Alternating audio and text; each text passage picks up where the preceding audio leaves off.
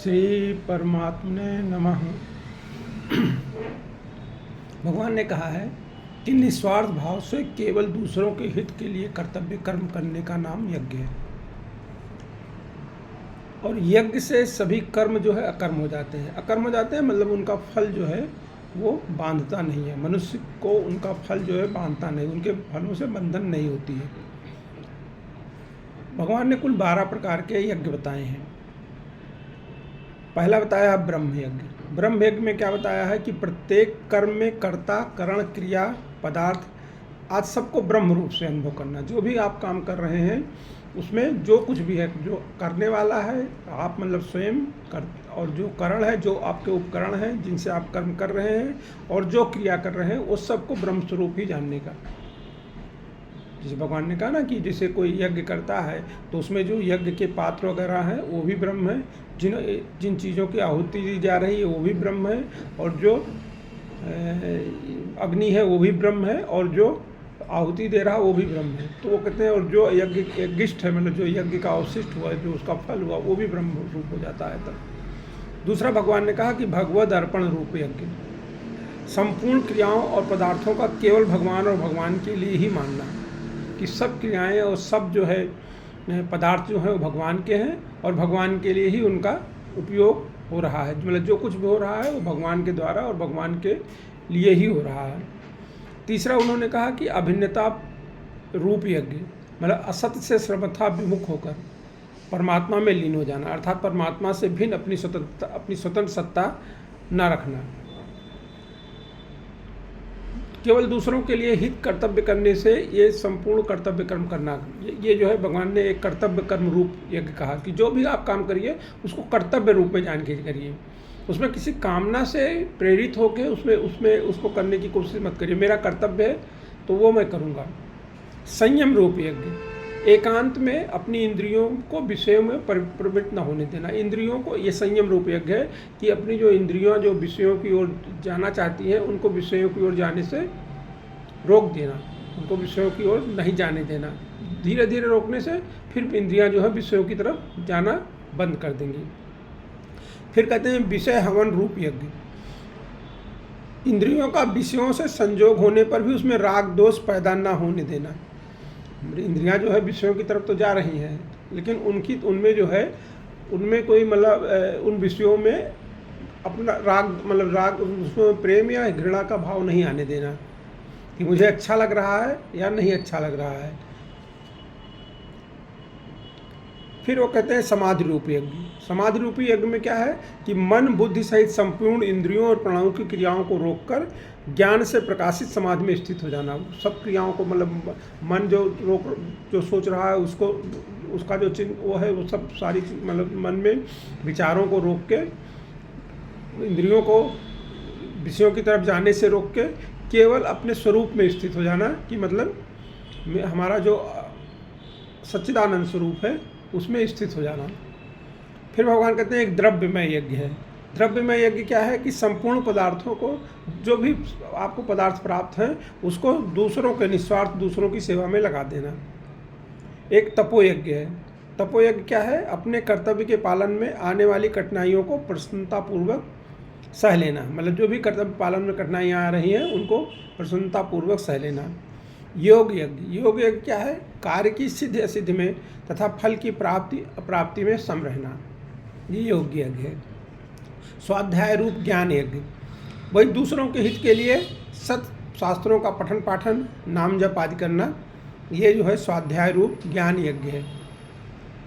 प्राणायाम रूप यज्ञ, जो पूरक, कुंभक और रेचक का प्राणायाम करना, उससे जो है प्राण और अपान वो सब संतुलित हो जाते हैं और अपने स्वरूप का बोध होने लगता है। स्तंभ वृत्त यज्ञ, तो नियमित आहार करते हुए प्राण और अपान को अपने अपने स्थानों पर रोक देना, ये स्तंभ वृत्त प्राणायाम रूप यज्ञ है।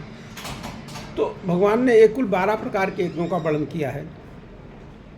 अब भगवान यज्ञ में होने वाले लाभ और ना करने से होने वाली हानि बताते हैं कि अगर आप यज्ञ करोगे तो उससे क्या लाभ होगा और नहीं करोगे तो क्या हानि होगा। भगवान कह रहे हैं कि हे अर्जुन, यज्ञ से बचे हुए अमृत का अनुभव, मतलब यज्ञ का अवशिष्ट जो है, मतलब यज्ञ का जो बचा हुआ है, जो यज्ञ करने के उपरांत जो जो अनुभव बचेगा, जो फल बचेगा, जो मतलब आपका प्राप्ति होगी, करने वाले सनातन परब्रह्म परमात्मा को प्राप्त होते हैं। जो यज्ञ जो उसका अनुभव करने वाले जो है, यज्ञ से बचे हुए वाले का जो अमृत का अनुभव करने वाले हैं, वो सनातन परब्रह्म परमात्मा को प्राप्त होते हैं। यज्ञ ना करने वाले मनुष्य के लिए ये मनुष्य लोक भी सुखदायक नहीं है, तो परलोक कैसे सुखदायक होगा? कह रहे हैं कि जो यज्ञ नहीं करते, मतलब जो दूसरों के हितों के लिए अपने कर्तव्य कर्मों का पालन नहीं करते हैं, उनके लिए ये मतलब ये भी सुखदायक नहीं है। ये मनुष्य लोक ही सुखदायक नहीं है, तो परलोक कैसे सुखदायक होगा? क्या है कि यज्ञ करने से अर्थात निष्काम भावपूर्वक दूसरों को सुख पहुंचाने से समता का अनुभव हो जाता है, और वही जो समता का अनुभव हो जाता है, जैसे दूसरे के लिए काम कर रहे हैं निस्वार्थ भाव से, तो धीरे धीरे जो है समता का अनुभव हो जाता है कि अपना पराये का भेद मिट जाता है। तो जो समता का अनुभव हो जाता है, वही यज्ञिष्ट अनुभव का अनुभव करना, उसी को यज्ञिष्ट अनुभव करने की बात कह रहे हैं भगवान। अमृत अर्थात अमरता का अनुभव करने वाले सनातन परब्रह्म को प्राप्त हो जाते हैं। जब अपने पराये का दोष भेद मिट जाता है, तो जो है एक तरह से जो अपना स्वरूप है उसकी प्राप्ति हो जाती है। स्वरूप की प्राप्ति में केवल ये जो अपनापन है वही खड़ा है। स्वरूप की प्राप्ति में, स्वरूप तो प्राप्त है, मनुष्य स्वरूप से मनुष्य अमर है। आत्मा मरती नहीं है, ठीक है, और वो सदैव आनंद में रहती है और सदैव चैतन्य अवस्था में है, तो वो मरती नहीं है। लेकिन ये चूँकि उसका संग जो है सांसारिक वस्तुओं से हो जाता है, उसका संग जो है सांसारिक वस्तुओं से आता है। सांसारिक वस्तुएं सब मरने वाली हैं, इंद्रियाँ, बुद्धिमान, अहंकार, ये सब मरने वाली चीज़ें हैं। तो इसलिए वो जो है, इसलिए वो मनुष्य को लगता है कि हम भी मर रहे हैं, जी रहे हैं। और अगर कर्तव्य मात्र केवल कर्तव्य समझकर काम किया जाए, तो वो यज्ञ हो जाता है। धीरे धीरे वो समता का भेद हो जाता है, मतलब अपने पराये का भेद मिट जाता है, और अपने पराये का भेद मिट जाने से मनुष्य अपने स्वरूप में स्थित हो जाता है। भगवान कह रहे हैं कि भाई कर्म ना करने से तेरा शरीर निर्वाह भी सिद्ध नहीं होगा। मतलब जैसे शरीर, कम से कम इतना कर्म तो करना ही पड़ेगा कि शरीर का निर्वाह होता रहे। तो यज्ञ ना करने से तेरा ये लोक भी लाभदायक नहीं रहेगा। मतलब यज्ञ नहीं करने से तो इस लोक में भी लाभ नहीं मिलेगा। अपना कर्तव्य करने, स्वामी राम सुखदेव जी समझाते हैं कि अपने कर्तव्य का पालन ना करने से घर में भी भेद और संघर्ष पैदा हो जाता है। घर में भी खटपट मच जाती है। घर में कोई अगर स्वार्थी पेटू व्यक्ति हो जाता है, तो घर वालों को उसका रहना सुहाता नहीं है। अगर घर में एक घर है, उसमें एक आदमी अपने ही स्वार्थ के लिए काम करना शुरू कर दे, तो घर वालों को उसको मतलब अगर वो अपने ही स्वार्थ के बारे में सोचे, पूरे परिवार के भले के बारे में ना सोचे, तो वहाँ पे जो है खटपट शुरू हो जाएगी। स्वार्थ त्याग पूर्वक अपने कर्तव्यों से सुख पहुँचाना घर में अथवा संसार में रहने की विद्या है। स्वार्थ त्याग करके पूर्वक अपने कर्तव्य से दूसरों को सुख पहुँचाना, यही जो है घर में और संसार में रहने की विद्या है। अपने कर्तव्य का पालन करने से दूसरों को भी कर्तव्य पालन की प्रेरणा मिलती है। इससे घर में एकता और शांति स्वाभाविक आ जाती है। परंतु अपने कर्तव्य का पालन न करने से इस लोक में सुखपूर्वक जीना भी कठिन हो जाता है, और अन्य लोगों की तो बात ही क्या है। इसके विपरीत अपने कर्तव्य का ठीक पालन करने से लोक भी सुखदायक हो जाता है और परलोक भी सुखदायक हो जाता है। भगवान कह रहे हैं कि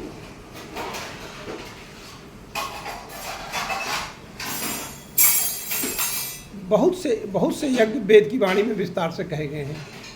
भगवान ने कर्मों का तत्व बताया था, मूल तत्व तो यही है। कर्मों का एक मूल तत्व वही है, निस्वार्थ भाव से कर्तव्य पालन की भावना से दूसरों के लिए यज्ञ करना, दूसरों के हित के लिए कर्म करना। भगवान कह रहे हैं वेद की वाणी में विस्तार से कहे गए हैं, बहुत से प्रकार के यज्ञ कहे गए हैं। उन सब यज्ञों को तू कर्मजन्य जान। मतलब उन सब यज्ञों को जो वहाँ पे कहे गए हैं, तमाम यज्ञ, उनको तू कर्मजन्य जान। वो मतलब अकर्म, इस प्रकार जानकर तू कर्म बंधन से यज्ञ करने से तू मुक्त हो जाएगा। जो यज्ञ बताए गए हैं उनको तू कर्मजन्य जान। जो 12 प्रकार के यज्ञ भी हम लोगों ने चर्चा किया, तो उसके अलावा भी बहुत प्रकार के यज्ञ जो है वेद की वाणी में विस्तार से कहे गए हैं। उस मतलब हर साधकों की प्रकृति के अनुसार उनकी निष्ठाएं भी अलग अलग होती हैं, और तदनुसार उनके साधन भी अलग अलग होते हैं। वेदों में सकाम अनुष्ठानों का भी विस्तार से वर्णन किया गया है। पुत्र प्राप्ति के लिए, धन प्राप्ति के लिए, ऐसे बहुत सारे यज्ञ जो है वेदों में वर्णित हैं। परंतु उन सबसे नाशवान फल की ही प्राप्ति होती है। उनसे जो फल प्राप्त होगा वो नाशवान होगा। अविनाशी की प्राप्ति, उससे परमात्मा की प्राप्ति नहीं होगी। इसलिए वेदों में वर्णित सकाम अनुष्ठान करने वाले मनुष्य स्वर्ग लोग जाते हैं, और जब उनका पुण्य क्षीण हो जाता है तो पुनः मृत्यु लोक में आ जाते हैं, और पुण्य क्षीण होने पर मृत्यु लोक में आते हैं। इस प्रकार वह जन्म मरण के बंधन में पड़े रहते हैं। जन्म मरण के बंधन से मुक्त होने का उपाय भगवान ने कर्मयोगी बताया है, या ज्ञान यज्ञ। ज्ञान यज्ञ की भी आगे चर्चा करेंगे भगवान की, कैसे मतलब ज्ञान यज्ञ जो है आप मतलब ज्ञान यज्ञ में कर सकते हैं, ज्ञान प्राप्त कर सकते हैं। ये भगवान ने गीता में उन सकाम यज्ञों की चर्चा नहीं की है। यहाँ जो है भगवान ने जो निष्काम पूर्वक उन यज्ञों की बात कही है जिनके अनुष्ठान से परमात्मा की प्राप्ति होती है।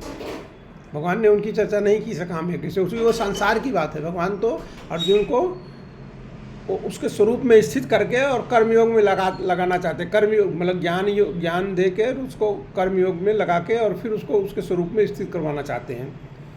वेदों में केवल स्वर्ग प्राप्ति के साधन रूप सकाम अनुष्ठानों का ही वर्णन हो, ऐसी बात नहीं है। उसमें भी परमात्मा के साधन रूप का वर्णन है। जैसे वो है जो भक्ति का वर्णन है कि श्रवण, मनन, निध्यासन, प्राणायाम, समाधि आदि अनुष्ठानों का भी वर्णन किया गया है। यज्ञ वेद से उत्पन्न हुए हैं और सर्वव्यापी परमात्मा उन यज्ञों में नित्य प्रतिष्ठित है। यज्ञों में परमात्मा नित्य प्रतिष्ठित रहने से उन यज्ञों का अनुष्ठान केवल परमात्मा प्राप्ति के लिए ही करना चाहिए। केवल परमात्मा प्राप्ति के लिए ही उन यज्ञों का अनुष्ठान करना चाहिए।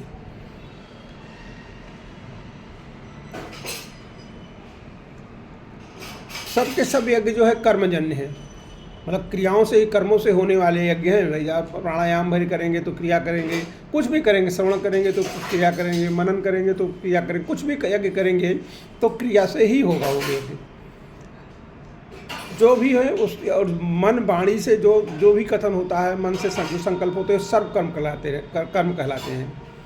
अर्जुन भगवान कह रहे हैं कि अर्जुन अपना कल्याण तो चाहते हैं, लेकिन वो क्या है, युद्ध कर्म को त्याग करके पाप मान के नहीं करना चाहते हैं। इसलिए भगवान कह रहे हैं कि जो भी तुम करोगे, जो तुम कह रहे हो कि हम भिक्षा मांग के भिक्षाटन करेंगे, तो उसमें भी तो कर्म करोगे ना, वो भी कर्म होगा ना। और वो कर्म से तुमको मुक्ति इसलिए नहीं मिलेगी कि वो तुम्हारा स्वधर्म नहीं है, वो तुम्हारा अपना धर्म नहीं है, और तुम उससे उस कर्म को करोगे तो वहाँ तुम बंध जाओगे। और अगर वो करेंगे, अगर तुम भिक्षा मांग के करोगे और उससे बंध भी सकते हो, उससे भी बंध सकते हो, और अगर युद्ध कर्म कर रहे हो और इसको निर्लिप्त भाव से करोगे तो भी नहीं बंधोगे, क्योंकि सब कर्म तो क्रिया ही है ना। कोई भी कर्म करोगे वो क्रिया ही होगी। भगवान ये कह रहे हैं कि भाई जिसे मेरी कर्मों में कोई कर्म फल में कोई स्प्रिया नहीं है, ऐसे ही अगर तुम जो है मुझको देख के, मुझको समझ के कर्म फलों में स्प्रिया नहीं रखोगे तो तुम्हें कर्म बांधने वाले नहीं होंगे। भगवान कह रहे हैं कि क्या है कि बात वही है कि मतलब कोई भी क्रिया हमको तब मानती है जब उससे हमारा अपनापन हो जाता है। संसार, स्वामी रामकृष्ण जी लिख रहे हैं कि संसार में असंख्य क्रियाएं होती रहती हैं, परंतु जिस क्रियाओं से हमारा अपना संबंध जोड़ लेते हैं हम, जिन क्रियाओं से, उन्हीं से हम बनते हैं, उनसे हमारे बन जाते हैं। संसार में कहीं भी कोई क्रिया घटना हो, जब तक हम उससे अपना संबंध नहीं होता, हमारा संबंध नहीं होता है, उसमें हमें कोई राजी या कोई हम नाराज़ नहीं होते हैं, हमें दुख नहीं होता है, कोई सुख नहीं होता है। और जब उस क्रिया से हम बन जाते हैं तब जो है हमें दुख या सुख की प्राप्ति होती है। तो भगवान कहते हैं कि अगर सभी क्रियाओं से जो हम कर रहे हैं, जो हम नहीं कर रहे हैं, या जो भी क्रियाएं हो रही हैं उनसे हम अपनापन ना रखें तो हम किसी सुख दुख में नहीं बंधेंगे, और वही आनंद की स्थिति है। किसी भी सुख और दुख में ना बंधना ही आनंद की स्थिति है। भगवान कह रहे हैं कि हे परंतप अर्जुन, द्रव्यमय यज्ञ से ज्ञान यज्ञ श्रेष्ठ है। भगवान कह रहे हैं कि जो द्रव्यमय यज्ञ है उससे ज्ञान यज्ञ श्रेष्ठ है। संपूर्ण कर्म और पदार्थ ज्ञान में समाप्त हो जाते हैं। जब ज्ञान हट जाता है, ज्ञान हो जाता है, तो जितने भी संपूर्ण कर्म और पदार्थ जो है उनसे संबंध खत्म हो जाता है, उनसे वो संबंध, शरीर जीव का संबंध उससे रहित हो जाता है। तो भगवान कह रहे हैं कि द्रव्यमय यज्ञ से ज्ञानमय यज्ञ ठीक है, मतलब श्रेष्ठ है। अब ज्ञान के बारे में भगवान कह रहे हैं कि देखो, जिन यज्ञों में द्रव्यों तथा कर्मों की आवश्यकता होती है वो सब द्रव्यमय यज्ञ हैं। जहाँ पे पैसा लगता हो जो यज्ञ करने में और शारीरिक क्रिया होती है वो सब द्रव्यमय यज्ञ हैं। तो वहाँ पे क्या है, उनको सबको द्रव्यमय यज्ञ कहा जाता है। ऐसे द्रव्यमय यज्ञ से ज्ञानमय यज्ञ श्रेष्ठ है, क्योंकि ज्ञानमय यज्ञ में द्रव्य और कर्म की आवश्यकता नहीं होती है। सभी यज्ञों को भगवान ने कर्मजन कहा है। पहले भगवान जो है कर्मजन कहे आए हैं सभी यज्ञों को, कि सारे यज्ञ जो है कर्मजन हैं। यहाँ भगवान कह रहे हैं कि संपूर्ण कर्म जो है ज्ञान यज्ञ में परिसमाप्त हो जाते हैं, अर्थात ज्ञान यज्ञ जो है कर्मजन नहीं है, परंतु विवेक और विचार जन्य यज्ञ है। अतः यहाँ जिस ज्ञान यज्ञ की बात हो रही है वो 12 प्रकार के जो ज्ञान यज्ञ हुए हैं उनमें ये उनको नहीं बताए जा रहे हैं। जो पहले ज्ञान यज्ञ बताए गए हैं उसमें ये शामिल नहीं है। भगवान कह रहे हैं कि ज्ञान प्राप्ति के 8 अंतरंग, भगवान ने इसमें कहा, इस श्लोक में तो कह दिया कि श्रेष्ठ हैं। स्वामी रामसुखदास जी जो है इस ज्ञान यज्ञ को थोड़ा सा विस्तार में चर्चा करते हैं। वो कह रहे हैं कि शास्त्रों में ज्ञान प्राप्ति के 8 अंतरंग साधन कहे गए हैं। क्या क्या साधन कहे गए हैं? विवेक, पहला विवेक, दूसरा वैराग्य, तीसरा सम आदि जो खट संपत्ति होती है, 6 होती हैं, सम, दम, श्रद्धा, उपरति, तितिक्षा और समाधान। मुमुक्षुता, चौथा मुमुक्षुता, 5वां श्रवण, 6वां मनन, 7वां निधिध्यासन और 8वां तत्व पदार्थ संशोधन। इनमें पहला साधन विवेक है। सत और असत को अलग करना विवेक है। मतलब क्या चीज़ समाप्त हो जाएगी और क्या चीज़ समाप्त नहीं होगी। जो समाप्त हो जाएगी वो असत है और जो समाप्त नहीं होगी वो सत है। तो हमेशा जो भी अपने को प्राप्त क्रिया पदार्थ जो भी आ रहा उसके बारे में सोचना पड़ेगा कि ये समाप्त हो जाने वाला है कि समाप्त होने वाला नहीं है। और अगर समाप्त हो जाने वाला है तो असत है और अगर समाप्त नहीं होने वाला है तो सत है। तो ये विवेक हमेशा जागृत रखना चाहिए। मनुष्य का क्या होता है कि ये विवेक नष्ट हो जाता है और वो असत पदार्थों के साथ जो है अपना संयोग कर लेता है। जो समाप्त हो जाने वाली चीज़ें हैं उनको अपना मान के उनके साथ अपना संयोग कर लेता है। वो कह रहे हैं कि सत असत को अलग अलग जानकर असत का त्याग करना है और सत को अपनाना है। और ये जो है संसार से विमुख होना जो है यही वैराग्य है। क्योंकि संसार की जो भी वस्तुएं हैं वो सब असत हैं। तो विवेक से वैराग्य होगा। तो संसार की सारी वस्तुएं असत हैं, तो असत वस्तुओं से जब अपना संबंध खत्म हो जाएगा तो वैराग्य उत्पन्न कर देगा। उसके बाद तो 6 जो संपत्तियां हैं, समाधि 6 संपत्तियां। तो सम क्या है? सम क्या है? मन को इंद्रियों से हटाना जो है वो सम है। इंद्रियों को विषयों से हटाना दम है। ईश्वर शास्त्र आदि पर पूज्य भाव पूर्वक प्रत्यक्ष से भी अधिक विश्वास करना श्रद्धा है। श्रद्धा क्या है कि भाई जो कहा गया है शास्त्रों में और ईश्वर हैं, हम श्रद्धा के साथ मान लेते हैं। हमें अपने ईश्वर को भी नहीं देखा है, हमने उनको ईश्वर के बारे में नहीं जानते हैं, लेकिन हमको ये मान लेना कि भाई ईश्वर हैं और वो अविनाशी हैं, अव्यय हैं और सबके परमात्मा हैं। वो मान लेना वो श्रद्धा है। जैसे माँ बता देती है कि ये बेटे बच्चे को बता देती है कि ये तुम्हारे पिता हैं, तो पिता मान लेता है कि हाँ ये मेरे पिता है। केवल माँ जानती है कि वो पिता है या नहीं है। तो ऐसे ही श्रद्धा भाव से ईश्वर को मान लेना, शास्त्रों में जो कुछ कहा गया उसको मान लेना ही श्रद्धा है। सब देखिए सारे जो है जो ये सारा झंझट शुरू होता है वो अश्रद्धावान के लिए है। इसीलिए भगवान ने गीता में साफ कहा है कि श्रद्धावान को ही लाभ होता है, श्रद्धावान को लाभ नहीं होता है। बिना श्रद्धा के ईश्वर की प्राप्ति नहीं हो सकती है, एक बिल्कुल तय बात है। तो जिन लोगों को थोड़ा भी मतलब अश्रद्धा है उनको ईश्वर की प्राप्ति नहीं होती है। और श्रद्धा होना इतनी बहुत खास बात है। जैसे हम मान लो गीता पढ़ रहे हैं, रामायण पढ़ रहे हैं, ये कर रहे हैं वो कर रहे हैं, लेकिन मुझ में श्रद्धा है ये नहीं कहा जा सकता है। क्योंकि श्रद्धा तो एकदम वो होना चाहिए कि 99.99 नहीं 100% उस पर विश्वास होना चाहिए कि शास्त्रों में जैसा कहा गया है वो सब सत्य है, या ईश्वर के बारे में जो कुछ कहा गया है वो सत्य है, ईश्वर है, उनका अस्तित्व खोजना नहीं है। वैसे तो स्वयं सिद्ध हैं लेकिन अप्रमेय हैं, लेकिन तब भी लोग वृत्तियों को संसार की ओर से हट जाना उपरति है। जो वृत्तियां हमारी हैं, इंद्रियों की जो वृत्तियां हैं, वो जो संसार की ओर से अगर हट जाती हैं, संसार के कामों में नहीं लगती हैं, तो वो जो है उपरति है। गर्मी सर्दी आदि द्वंद्वों को सहना और उनकी उपेक्षा करना। कोई भी गर्मी द्वंद्व सर्दी का मतलब कि कोई भी अनुकूलता प्रतिकूलता जो जीवन में आ रही है उसको सहना जो है, उसकी उपेक्षा करना, ये तितिक्षा है। और अंतःकरण में शंकाओं का ना रहना वो समाधान है। अपने अंतःकरण में जब सारी शंकाएं जो नहीं रहती, कोई शंका अपने को नहीं है, शंका तभी होगी जब श्रद्धा होगी, जब श्रद्धा होगी तो शंका नहीं होगी, तो जब शंका नहीं है तो समाधान है। और मुमुक्षुता मतलब संसार से छूटने की प्रबल इच्छा, कि मतलब मैं इस बंधन से, इस संसार से छूट जाऊं, इससे मुक्त हो जाऊं, इसमें मतलब इससे निकल जाऊं, ये मुमुक्षुता है। प्रबल इच्छा, छोटी मोटी तो नहीं, जो डिजायर नहीं, क्रेविंग।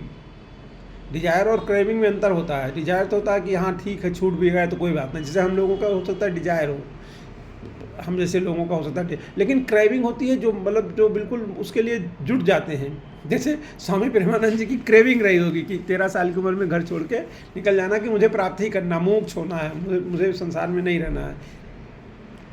मुमुक्षुता जागृत होने के बाद साधक पदार्थों और कर्मों का स्वरूप से त्याग करके श्रोती और ब्रह्मनिष्ठ गुरु के पास जाता है। अब ये जो है फिर आगे बताएंगे, भगवान बता रहे हैं कि आपको ज्ञान करने के लिए क्या करना चाहिए, ज्ञान की प्राप्ति के लिए क्या करना चाहिए। अगर आप चाहते हो कि आपको ज्ञान की प्राप्ति हो तो आपको क्या करना चाहिए। तो वो कहते हैं कि उस तत्व ज्ञान को जानने के लिए, तत्व ज्ञान को जानने के लिए क्या करना पड़ेगा कि किसी तत्वदर्शी ज्ञानी महापुरुषों के पास जाना पड़ेगा, किसी तत्वज्ञानी महापुरुष के पास जाना पड़ेगा। फिर उसको साष्टांग दंडवत प्रणाम करना है और उसकी सेवा करना है। और सरलतापूर्वक प्रश्न करने से वह जो तत्वदर्शी ज्ञानी महात्मा हैं वो तुमको उस तत्व ज्ञान का उपदेश देंगे। वो जो तत्वदर्शी ज्ञानी महात्मा हैं वो तुमको उस तत्व ज्ञान का उपदेश देंगे। अब पहले तो इसमें क्या है कि भाई आपको तत्वज्ञानी महापुरुष ढूंढना पड़ेगा। अब भगवान अर्जुन से कह रहे हैं कि तुम ज्ञान प्राप्त करने के लिए किसी और तत्वज्ञानी महात्मा के पास जाओ। तो भगवान किसी और तत्वज्ञानी महात्मा के पास क्यों भेज रहे हैं? स्वयं ज्ञान स्वरूप कृष्ण जी वहाँ सामने खड़े हैं, तो वो किसी दूसरे तत्वज्ञानी महापुरुष के पास क्यों भेज रहे हैं अर्जुन को? वो इसलिए भेज रहे हैं कि संसार में और जो भी तत्वज्ञानी महापुरुष हैं उनकी महत्ता हो, उनकी महत्ता को, गुरुओं की महत्ता को प्रतिष्ठित करने के लिए भगवान कह रहे हैं अर्जुन से कि तुम जो है किसी तत्वज्ञानी महात्मा के पास जाओ।